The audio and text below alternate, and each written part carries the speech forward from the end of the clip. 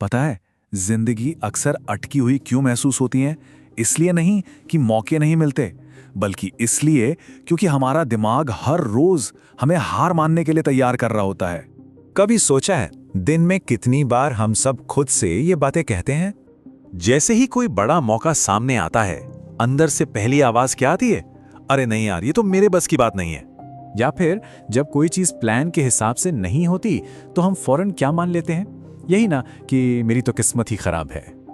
और जब ये सब बार बार होता है तो धीरे धीरे एक यकीन सा होने लगता है कि शायद मैं कभी आगे नहीं बढ़ पाऊंगा।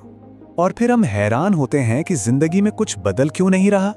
सच तो ये है कि हम जो कुछ भी सोचते हैं धीरे धीरे हम ठीक वैसे ही बनते चले जाते हैं, और ये किसी एक इंसान की नहीं, हम सबकी कहानी है।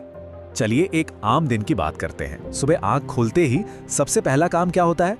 फोन उठाना, इंस्टाग्राम खोलना, और अचानक ऐसा लगता है कि सबकी जिंदगी कितनी परफेक्ट है, बस हमारी जिंदगी को छोड़कर। किसी की नई जॉब लग गई, किसी की शादी हो गई, कोई विदेश घूम रहा है, और हम वहीं के वहीं हैं। ऊपर से पापा कहते हैं, बेटा कुछ बड़ा करो, उम्र निकल रही है। ऑफिस में बॉस कहता है, तुमसे कुछ बेहतर की उम्मीद थी।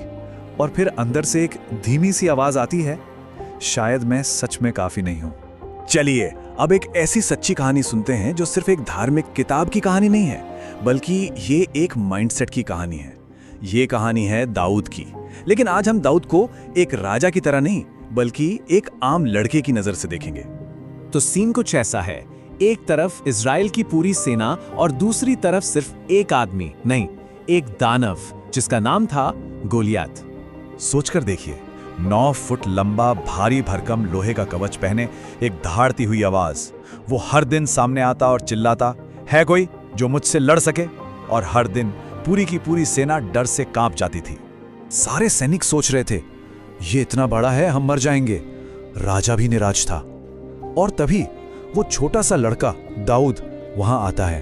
वो सबको डरा हुआ देखता है और बस एक सवाल पूछता है, ये है कौन जो मेरे परमेश्वर की सेना को चुनौती दे रहा है? सब हैरान थे, क्योंकि जहां सबको एक बहुत बड़ी समस्या दिख रही थी, वहां दाऊद को एक मौका दिख रहा था। लोगों ने उसे रोकने की बहुत कोशिश की। कहा, अरे तुम छोटे हो, तुम ये नहीं कर पाओगे।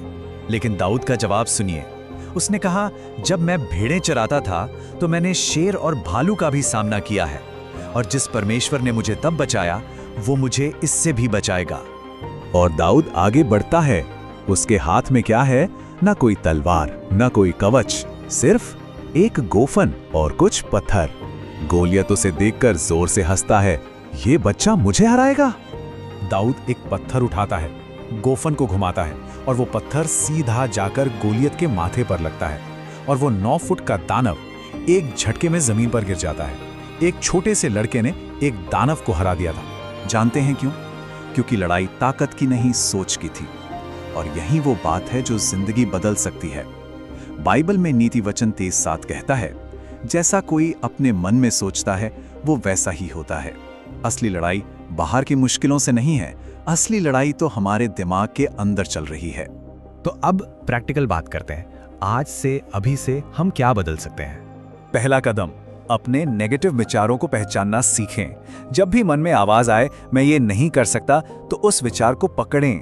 दूसरा कदम, उसे एक पॉजिटिव सच्चाई से बदलें।